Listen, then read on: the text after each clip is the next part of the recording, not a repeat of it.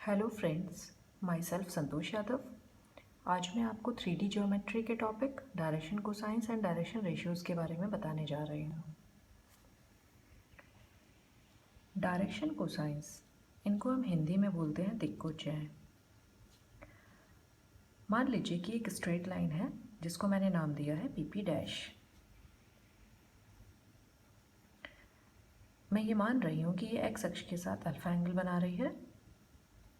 ये लाइन इस वाई अक्ष के साथ बीटा एंगल बना रही है और इस जेड अक्ष के साथ ये गामा एंगल बना रही है।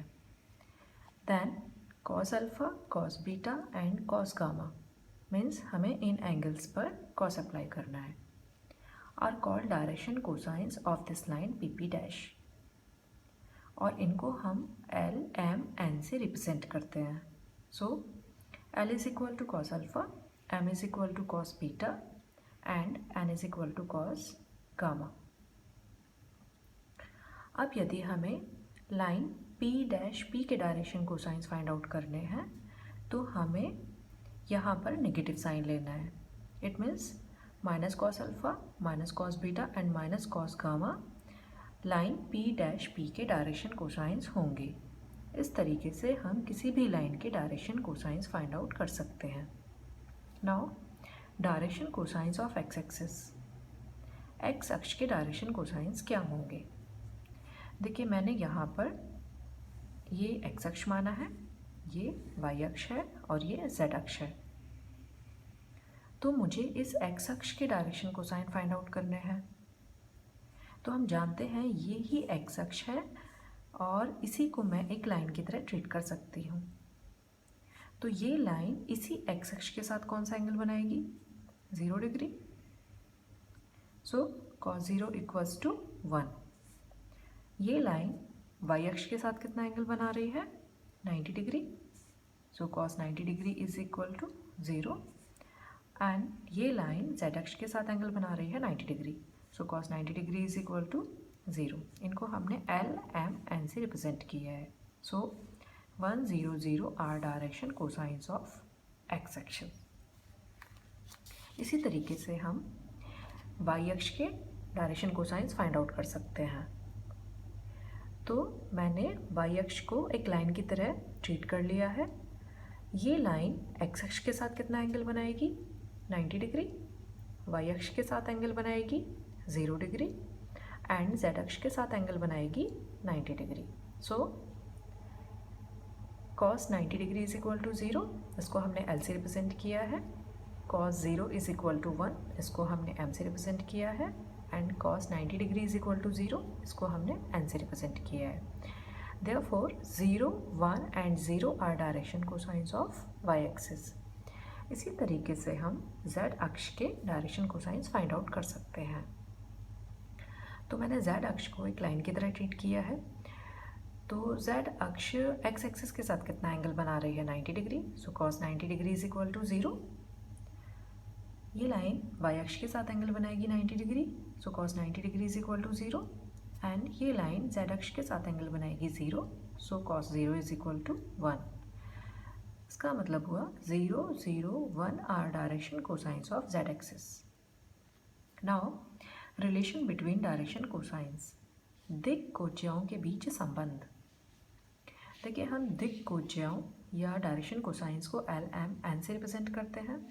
तो L square plus M square plus N square is equal to 1 means हमारी तीनों डायरेक्शन कोसाइंस के स्क्वायर का जो सम होगा वो हमेशा 1 होता है। Next is direction ratios. Direction ratios को हम हिंदी में दिक् अनुपात कहते हैं। मैंने 3 संख्याएं A, B, C सपोज की हैं। इनको जो मैंने लाइन PP डैश ली थी उस लाइन के direction cosines L, M, N के समानुपाती लिया है। Therefore A is proportional to L, B is proportional to M and C is proportional to N। अब हम जानते हैं प्रोपोर्शनल का सिंबल हटाते हैं तो एक नियतांक आ जाता है, तो वो नियतांक मैंने K लिया है। So A is equal to KL, B is equal to KM and C is equal to KN। ये मेरे पास 3 रिलेशन फाइंड आउट हुए हैं। यहाँ से मैं 1/K की वैल्यू फाइंड आउट करूँगी। सो 1/k is equal to L/A, दूसरे रिलेशन से 1/k is equal to M/B, and तीसरे रिलेशन से 1/k is equal to N/C. So we find 1/k is equal to L/A is equal to M/B is equal to N/C. Now L/A is equal to M/B is equal to N/C is equal to under root L square plus M square plus N square upon under root A square plus B square plus C square. देखिए ये तीन ratio आपस में equal है, तो ये ratio भी इन रेशियो के इक्वल होगा. Now since L square plus M square plus N square is equal to 1, हमारे डायरेक्शन कोसाइन के स्क्वायर का सम क्योंकि 1 होता है, तो इस वैल्यू को मैंने यहाँ पुट कर दिया है. So we get plus minus 1 upon under root A square plus B square plus C square. Therefore L/A is equal to M/B is equal to N/C is equal to plus minus 1 upon under root A square plus B square plus C square. अब हमारे पास यहाँ पर चार ratio आपस में equal हैं, तो मैंने सबसे पहले फर्स्ट एंड फोर्थ रेशियो को लिया है. L/A is equal to plus minus 1 upon under root A square plus B square plus C square. यहाँ से मैंने L की वैल्यू फाइंड आउट की है, तो L is equal to A upon under root A square plus B square plus C square. इसी तरीके से सेकेंड एंड फोर्थ रिलेशन को लेंगे, then we get M is equal to B upon under root A square plus B square plus C square, and N is equal to C upon under root A square plus B square plus C square. तो जो संख्याएं, जो number A B C मैंने direction cosines के proportional लिए थे, उन संख्याओं को हम कहते हैं डायरेक्शन रेशियोज या दिक् अनुपात. ये एक मैं क्वेश्चन ले रही हूँ. If a straight line makes angles π/4 and π/3 with x and y axis, then what will be the angle with z axis of the line. एक सरल रेखा है जो x अक्ष के साथ π/4 एंगल बना रही है और y अक्ष के साथ π/3 एंगल बना रही है. तो हमें फाइंड आउट करना है कि ये लाइन z अक्ष के साथ कितना एंगल बनाएगी. तो देखिए रेखा क्योंकि x अक्ष के साथ π/4 एंगल बना रही है, तो कोई भी रेखा x अक्ष के साथ हम मानते हैं कि अल्फा एंगल बनाती है, तो अल्फा इज इक्वल टू मैंने टिक किया है π/4. एंड क्योंकि रेखा y अक्ष के साथ π/3 एंगल बना रही है, तो मैंने बीटा टिक किया है π/3. So we have to find out the value of gamma. Since we know relation between direction cosines, L square plus M square plus N square is equal to 1. तो क्योंकि हम जानते हैं L is equal to cos alpha होता है, तो L की value हमने पुट की है यहाँ पे cos अल्फा, M की value cos beta and N की वैल्यू cos गामा. यहाँ पर हमने अल्फा और बीटा की वैल्यू पुट कर दी है π/4 एंड π/3, एंड गामा की वैल्यू हमें फाइंड आउट करनी है. देखिए cos π/4 हम जानते हैं 1/√2 होता है, एंड cos π/3 की वैल्यू होती है 1/2. ये वैल्यूज़ हमने यहाँ पुट कर दी है. पुट करने पर हमने इसको थोड़ा कैलकुलेट किया है, तो हमारे पास आया है cos square gamma is equal to 1/4. So cos gamma is equal to plus minus 1/2, plus 1/2 value होती है π/3 की और माइनस 1/2 वैल्यू होती है 2π/3 की. So we get gamma is equal to π/3 or 2π/3.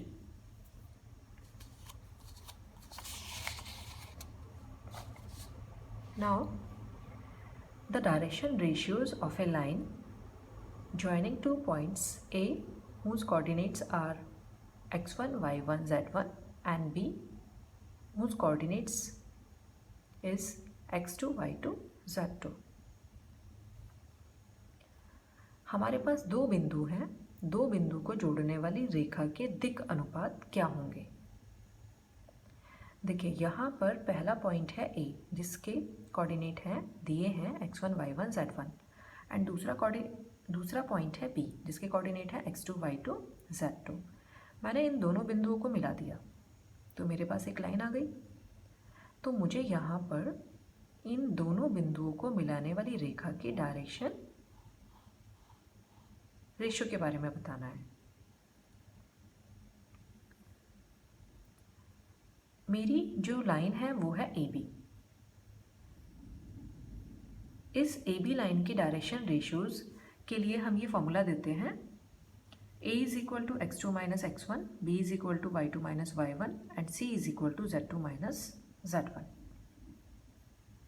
तो यहाँ एक मैंने ये क्वेश्चन लिया है, आइए इसको सॉल्व करते हैं। Find out the direction ratios of a straight line joining the points 1 2 3 and 3 4 minus 2। इन दो बिंदुओं को मिलाने वाली रेखा की डायरेक्शन रेशियो मीन्स दिक् अनुपात ज्ञात करने हैं। देखिए पहला पॉइंट मैंने लिया है 3 4 माइनस 2, इसको मैंने ए से रिप्रेजेंट किया है। और दूसरा पॉइंट लिया है मैंने 1 2 3, इसको मैंने बी से रिप्रेजेंट किया है। तो मैंने दोनों बिंदुओं को मिलाती हुई एक रेखा खींच ली है। अब मुझे 1 2 3 एंड 3 4 माइनस 2 को ज्वाइन करती हुई लाइन के डायरेक्शन रेशियो निकालने हैं। 1 2 3 को 3 4 माइनस 2 से ज्वाइन करने वाली रेखा के डायरेक्शन रेशियो फाइंड आउट करने हैं, मीन्स बी ए के डायरेक्शन रेशियो फाइंड आउट करने हैं। तो मैंने यहाँ पर ए बी लाइन और बी ए लाइन दोनों के डायरेक्शन रेशियो फाइंड आउट किए हैं। देखिए सबसे पहले मैंने ए बी लाइन के डायरेक्शन रेशियो फाइंड आउट किए हैं। तो क्योंकि मेरे पास फॉर्मूला है डायरेक्शन रेशियो फाइंड आउट करने का, x2 minus x1, y2 minus y1 and z2 minus z1। तो क्योंकि मुझे ए बी लाइन की डायरेक्शन रेशियो फाइंड आउट करने हैं, तो ए के कोऑर्डिनेट्स मैं मान लूँगी x1 y1 z1 and B के कोऑर्डिनेट में मानूंगी x2 y2 z2। तो मेरा डायरेक्शन रेशियोज होंगे, पहला डायरेक्शन रेशियो होगा x2 minus x1, that is 1 minus 3, ये है। दूसरा डायरेक्शन रेशियो होगा y2 minus y1, that is 2 minus 4, ये आ गया। एंड तीसरा डायरेक्शन रेशियो होगा 3 minus of 2, that is 5। So 1 minus 3 is equal to minus 2, 2 minus 4 is equal to minus 2 and 3 minus minus plus 2, that is 5। ये मेरी ए B line की direction ratios होंगे। इसी तरीके से मुझे अगर बी ए लाइन की डायरेक्शन रेशियोज फाइंड आउट करने हैं, तो जो मेरा बी पॉइंट है, बी पॉइंट के कोऑर्डिनेट्स को मैं x1 y1 z1 लूँगी। ये मेरा होगा x1, ये होगा y1 और ये होगा z1। एंड ए पॉइंट के कोऑर्डिनेट्स मैं मानूंगी x2 y2 एंड z2। तो मैं फिर वही फॉर्मूला अप्लाई करूंगी इस बार, x2 minus x1, that is ये x2 है और इस बार ये x1 है। सो 3 minus 1, 4 minus 2 and minus 2 minus 3, that is 2 2 and minus 5।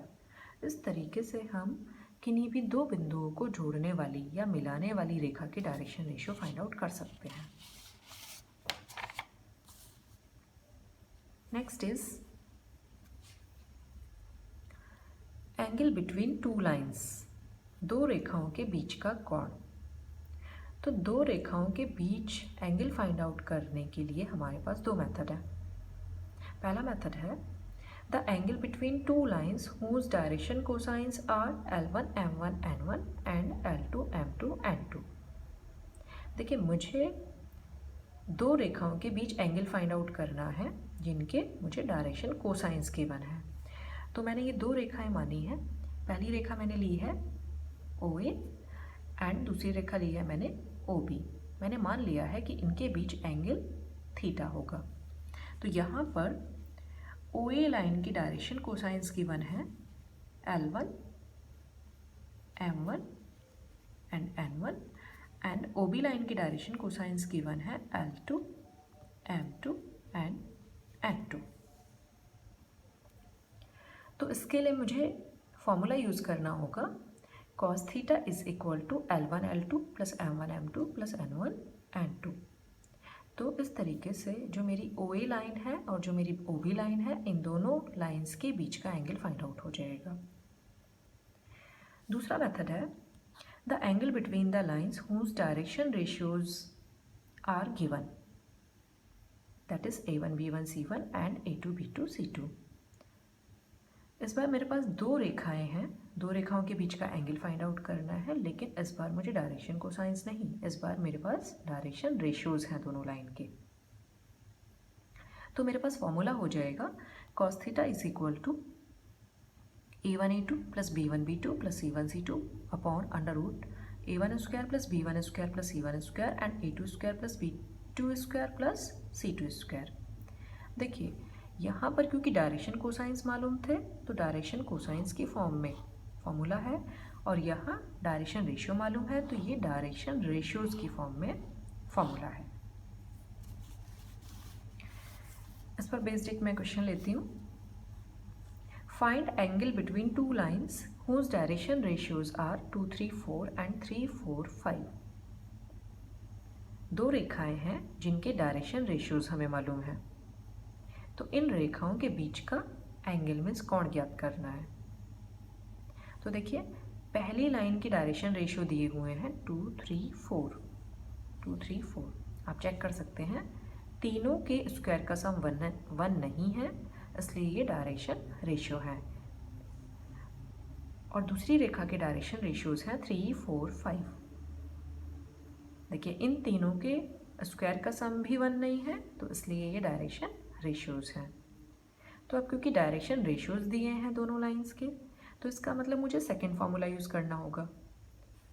cos theta is equal to a1a2 plus b1b2 plus c1c2 upon under root a1 square plus b1 square plus c1 square under root a2 square plus b2 square plus c2 square.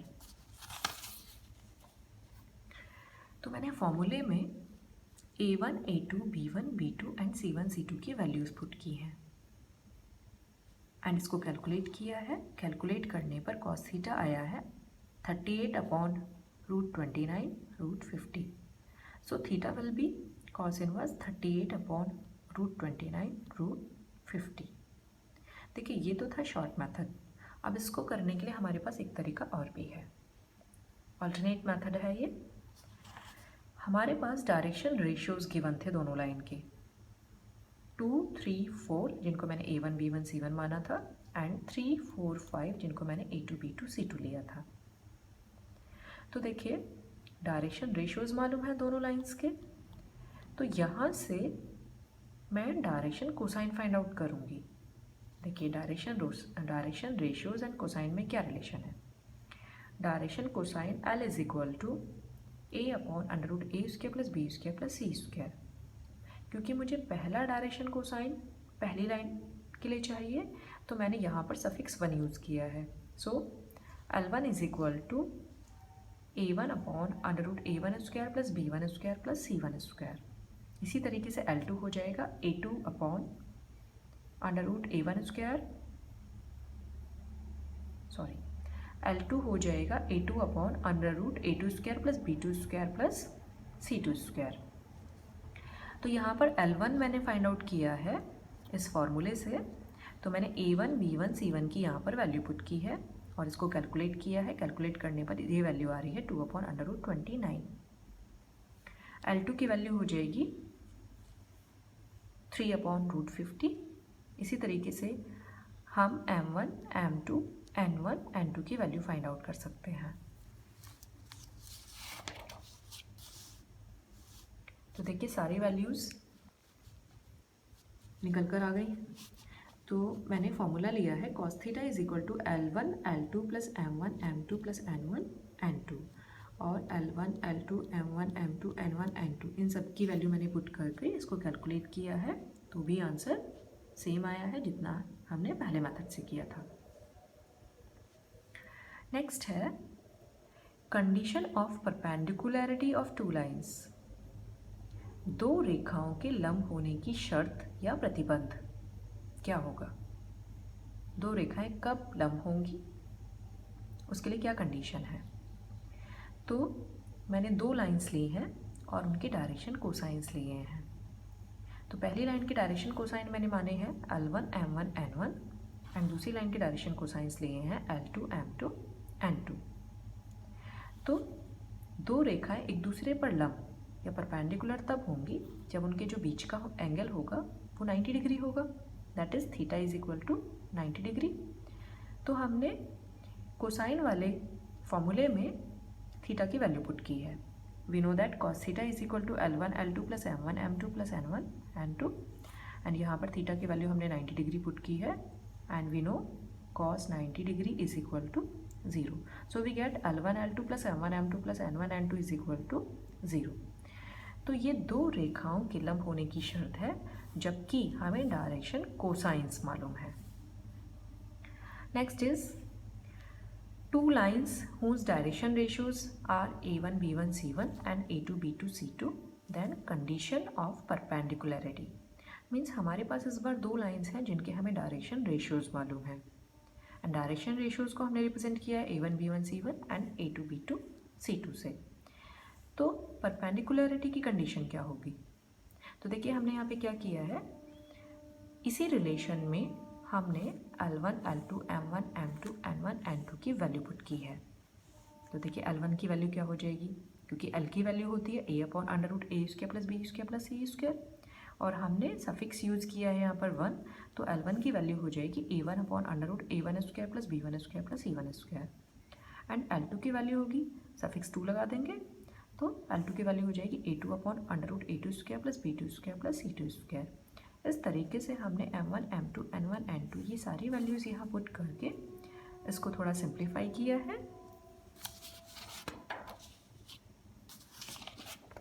And we get a1 a2 plus b1 b2 plus c1 c2 is equal to 0. तो जब हमारे पास किन्हीं दो रेखाओं की direction ratios given है, तो उसके लिए परपेंडिकुलरिटी की जो कंडीशन होगी वो होगी a1 a2 plus b1 b2 plus c1 c2 is equal to 0. Next is condition for parallelism of two lines.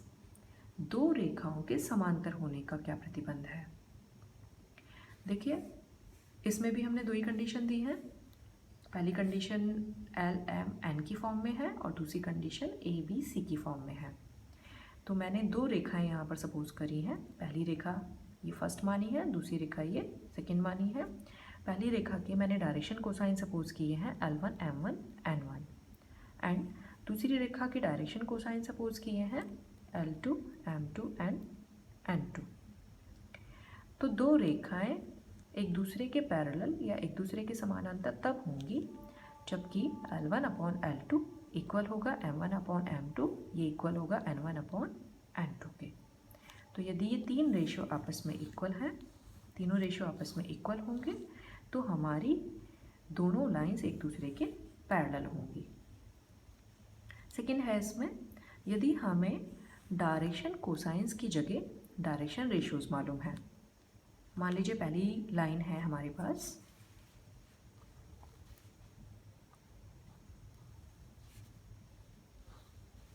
ये फर्स्ट लाइन है, इसके डायरेक्शन रेशियोज मैंने सपोज किए हैं a1 b1 एंड c1, और ये सेकेंड लाइन है, इसके डायरेक्शन रेशियोज मैंने माने हैं a2 b2 c2.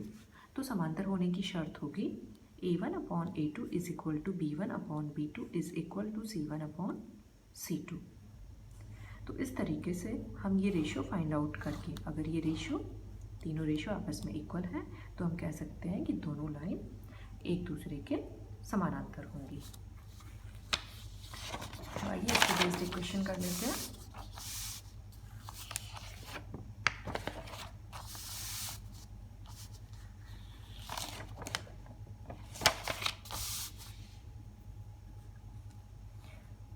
If A 2 3 4 and B 1 minus 2 1 be any two points, then show that OA is perpendicular to OB. हमें दो पॉइंट दिए हुए हैं और हमें शो करना है कि OA लाइन OB लाइन पर परपेंडिकुलर है. तो देखिए हमने इसको किस तरीके से किया है. यहाँ पर OA and OB means origin use हुआ है. तो ओरिजिन मैंने कोऑर्डिनेट सपोज किए हैं 0 0 0. A point and B point आपको गिवन है. तो यहाँ पर क्योंकि एक लाइन है OA, तो मैंने इस OA लाइन के डायरेक्शन रेशियोज फाइंड आउट किए हैं. तो OA लाइन के डायरेक्शन रेशियोज फाइंड आउट करने के लिए मैं फॉर्मूला यूज़ करूँगी x2 - x1 y2 - y1 and z2 - z1. तो यहाँ पर ये मैंने x1 y1 z1 और ये x2 y2 z2 सपोज किया है. तो यहाँ से आ जाएगा ये 2 - 0 3 - 0 एंड 4 - 0 OA लाइन की डायरेक्शन रेशियोज, जिनको मैंने A1 B1 C1 से रिप्रेजेंट किया है. नेक्स्ट मैंने जो दूसरी लाइन है OB, उस OB लाइन के डायरेक्शन रेशियोज फाइंड आउट किए हैं, तो वही फॉर्मूला यूज़ किया है x2 - x1, y2 - y1 and z2 - z1। तो 1 - 0 -2 -0 एंड 1 - 0, ये मेरी OB लाइन के डायरेक्शन रेशियोज आ गए हैं, जिनको मैंने A2 B2 C2 से रिप्रेजेंट किया है। अब देखिए दोनों लाइन के डायरेक्शन रेशियोज आ गए हैं, तो मैंने एक वैल्यू फाइंड आउट की है यहाँ से, A1 A2 plus B1 B2 plus C1 C2। यहाँ मैंने A1 A2 B1 B2 C1 C2 सबकी वैल्यूज पुट की हैं और इसको थोड़ा कैलकुलेट किया है, तो मुझे मिलता है यहाँ पर A1 A2 plus B1 B2 plus C1 C2 is equal to 0। तो ये कंडीशन हमने किसकी पढ़ी थी? ये कंडीशन थी दो रेखाओं के लंबवत होने की शर्त थी। इसका मतलब हम कह सकते हैं कि जो मेरे पास OA लाइन है वो OB लाइन के परपेंडिकुलर है। Thank you.